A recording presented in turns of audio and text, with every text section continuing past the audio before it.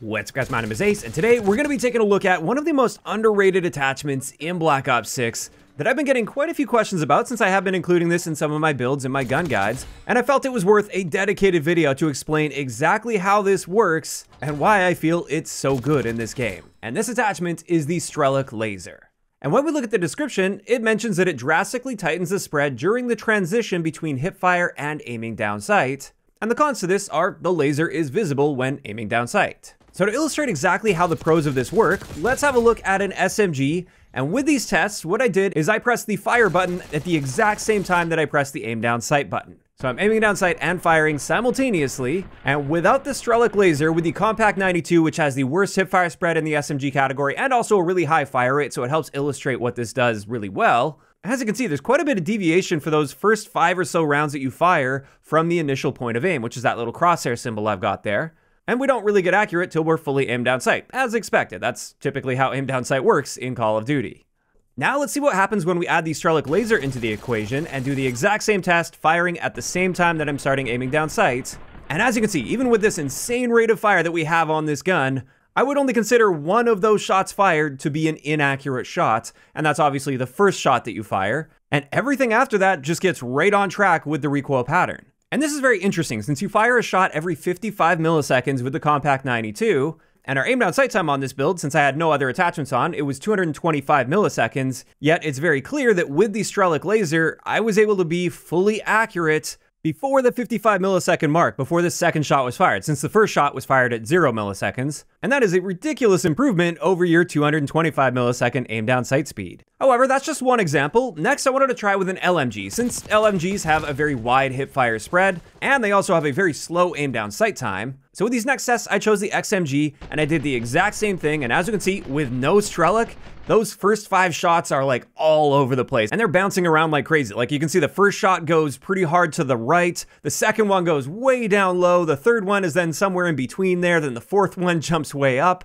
and I'd say on the 5th shot, that's when you're starting to get onto the actual recoil path. You can see none of those shots landed anywhere even close to your initial point of aim. Whereas with the Strelic Laser, once again, that first shot, yeah, that one's inaccurate, but everything after that is at least very close to your initial point of aim, and it gets right into your recoil path. And when we're looking at the fire time on this, you fire a shot every 86 milliseconds, and also there is a 50 millisecond pre-fire delay on this gun. So when you add that into the equation as well, that second shot is at least nearly perfectly accurate within 136 milliseconds. Which is again, a ridiculous improvement to our accuracy when getting aim down sight compared to waiting for the full aim down sight time, which in this case is 450 milliseconds. So even just on its own, obviously this has a lot of power attached to it, but another big thing to consider is with the attachments this time around in Black Ops 6, they've kept things very basic, and in doing so, they haven't really provided too many options to improve your aim down sight speed, for instance. We effectively just have our rear grip attachments, and with the attachments that really improve our aim down sight speed, that will come at the cost of not being able to improve our sprint to fire time, since there's no other way of improving sprint to fire time most of the time. And so it can be really tricky to balance those two stats, I find, since you can't be pulling attachments from different categories to achieve that result. And ever since I started understanding how good the Strelic Laser was, this really opens up the options. This allows you to lean a bit more heavy into sprint to fire time with your rear grip attachments while combining that with a Strelic Laser. And while technically your base aim down sight time is still quite slow when doing this, your realistic time to get fully accurate when initiating aim down sight is going to be significantly better than what that number shows. Now, of course, we haven't looked at that con yet with this laser. However, so far, we've only talked about like regular guns. What about sniper rifles? The Strelic Laser is actually very powerful on sniper rifles, but before I show you guys exactly how that works, if you guys like this style of content where I dive deep into breaking down various elements of the game, not just attachments, we do other things as well on this channel to help you improve and help you better understand the game. If you haven't subscribed yet, make sure you do so you don't miss out on these uploads. And getting back to it, let's talk about the Strelic Laser on sniper rifles a little bit, because it's incredibly powerful on these guns as well. Because in this game, when you start aiming down sight with a sniper rifle, unlike many older Call of Duty games, your hipfire spread doesn't start tightening up as you're in the process of aiming down sight. You can see those hipfire crosshairs, if you really pay close attention to those as I'm aiming down sight, they don't move, they don't tighten up as I'm initiating aim down sight, they just slowly fade away. And this means you're not actually getting fully accurate until you're fully aimed down sight with sniper rifles. unless you're using this Strelick laser. This is what it looks like with the Strelick. As you can see, when I initiate aim down sight, now that hipfire crosshair tightens up as I'm in the process of aiming down sight, so you get more and more accurate up until the point where you are fully aimed down sight. And this is something you can really take advantage of if you are quick scoping in this game, as long as you're timing things right. And when I do actual quick scoping tests here, you can see that first shot was quite accurate. The second one, I did pull the trigger just a little bit too soon, so that one wasn't nearly as accurate, although still not way off your initial point of origin compared to your hipfire spread. And then every shot after that, I was timing quite well. In fact, I timed that between 400 to 475 milliseconds in all of these cases, which is noticeably better than our 600 millisecond aim down sight speed with this particular setup. And when you compare that to not using the Strelick laser, every single one of my shots is just random within that hipfire spread because I'm never actually fully aiming down sight in these tests. So this really goes to show that, especially if you're quick scoping, the Strelick laser is incredibly useful on sniper rifles in this game. It's not going to get you fully accurate at aim down sight until you are fully aimed down sight, but in most cases where you're in like close to mid-range engagements, which you'll often see when you're quick scoping, this at least gets you more than accurate enough to consistently hit your shots. And it's going to be far better than having to wait for the full aim down sight time or cross your fingers and hip fire and hope for the best. And with that, let's finally look at the downsides to using this, since it's one of the few attachments in the game that does have a con attached to it.